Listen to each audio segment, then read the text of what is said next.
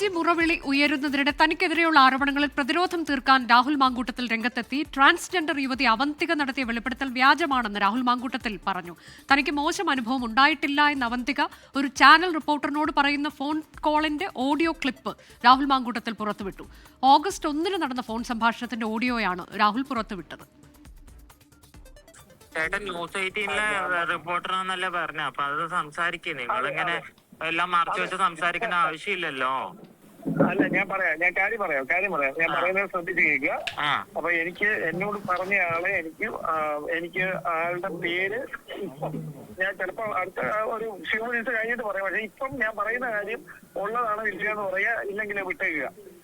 പറഞ്ഞത് നിങ്ങളൊരു പ്രശ്നം സിറ്റുവേഷനിലാണ്, നിങ്ങൾ ലൈഫ് ത്രട്ടണിങ് തരത്തിലുള്ള ഭീഷണി നിങ്ങൾക്ക് നേരിടുന്ന ഒരു സാഹചര്യം ഉണ്ടായി. ബിക്കോസ് രാഹുൽ മാങ്കൂട്ടത്തിന്റെ ഭാഗത്തു നിന്ന് നിങ്ങൾക്ക് വളരെ പ്രയാസകരമായ ഒരു അനുഭവം നേരിട്ടു. പക്ഷെ നിങ്ങൾ അങ്ങനെ ഒരു കാര്യം പുറത്ത് പറയാൻ പേടിയുണ്ട്, നിങ്ങൾ ആരോടും പറയാതിരിക്കുകയാണ്. അതിന്റെ ചാറ്റും മറ്റേ ഫോൺ റെക്കോർഡ്സും എല്ലാ സംഭവവും നിങ്ങളുടെ കൈക്കാണ്.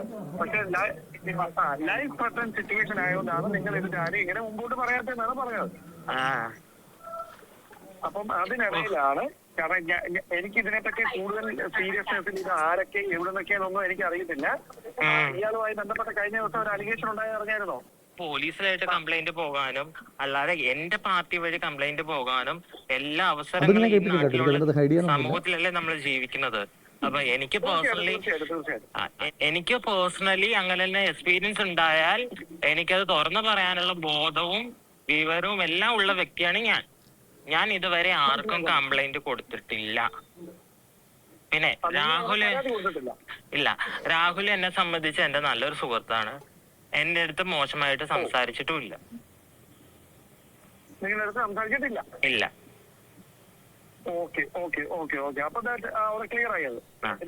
ആരാ ഈ പരാതി പറഞ്ഞതാരാണ്?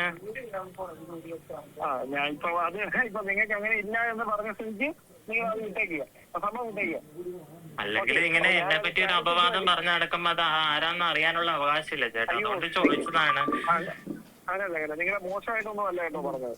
മോശമല്ലെങ്കിൽ കേരളത്തിലൊരു MLA പാലക്കാട് MLA ആണ്. ആ MLA ആയിട്ട് എനിക്കും ബാഡ് എക്സ്പീരിയൻസ് ഉണ്ടെന്ന് പറഞ്ഞാൽ അതൊരു മോശപ്പെട്ട കാര്യം തന്നെയല്ലേ? ഇല്ലേ? ബാഡ് എക്സ്പീരിയൻസ് ഉണ്ടായെന്നല്ല പറഞ്ഞത്, നിങ്ങൾക്കൊരു വാട്സാപ്പ് ചാറ്റിൽ മിസ്ബിഹേവ് ചെയ്യുന്ന രീതിയിൽ അതന്നെ അതൊരു ബാഡ് എക്സ്പീരിയൻസ് അല്ലേ? മിസ്ബിഹേവ് ചെയ്തു എന്ന് പറയുന്നത് തന്നെ ഒരു ബാഡ് എക്സ്പീരിയൻസ് ആണല്ലോ. അപ്പൊ അത് പറഞ്ഞു നടക്കുന്ന ആരാന്ന് അറിയാനുള്ള അവകാശം എനിക്കും കൂടി ഇല്ലേ? ഞാൻ ആളോടൊന്ന് ചോദിക്കട്ടെ, നിങ്ങളിപ്പോ എങ്ങനെയാണ് പറയുന്നത്? നിങ്ങളുടെ ക്ലാരിഫിക്കേഷൻ എങ്ങനെയാണ്? ഞാൻ അങ്ങനെയാന്ന് പറയേണ്ട ആവശ്യമില്ല. എനിക്ക് എന്തെങ്കിലും മിസ്ബിഹേവ് ഉണ്ടായാലും എനിക്ക് എന്തെങ്കിലും പ്രശ്നം ഉണ്ടായാലും ബന്ധപ്പെട്ട അതോറിറ്റീനെ സമീപിക്കാനുള്ള എല്ലാ ബോധവും അവകാശവും എല്ലാം എനിക്കുള്ളതാണ്.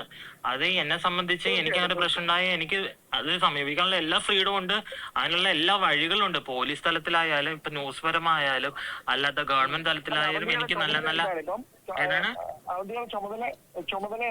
ഇപ്പൊ എനിക്ക് നിലവിൽ എനിക്ക് പാർട്ടിയിൽ ചുമതല ഒന്നും തന്നെ ഇല്ല. തന്നെ കൊടുക്കാൻ ശ്രമം നടക്കുന്നതായി രാഹുൽ മാങ്കൂട്ടത്തിൽ പറഞ്ഞു. ജനങ്ങളോട് പല കാര്യങ്ങളും പറയാനുണ്ട്. താൻ കാരണം വിഷമിക്കുന്ന കോൺഗ്രസ് പ്രവർത്തകരോട് മാപ്പ് ചോദിക്കുന്നതായും രാഹുൽ മാങ്കൂട്ടത്തിൽ പറഞ്ഞു. ഞാൻ എൻ്റെ പാർട്ടിയെ പ്രതിരോധത്തിലാക്കാൻ ആഗ്രഹിച്ച ഒരാളല്ല. പാർട്ടി പ്രവർത്തകർക്ക് അങ്ങനെ ചെയ്യേണ്ടി വരുന്നതിനകത്ത് അവർക്ക് ഞാൻ ചിലതൊക്കെ കാണുമ്പോൾ അവർക്ക് പ്രതിരോധിക്കേണ്ടി വരികയാണ്.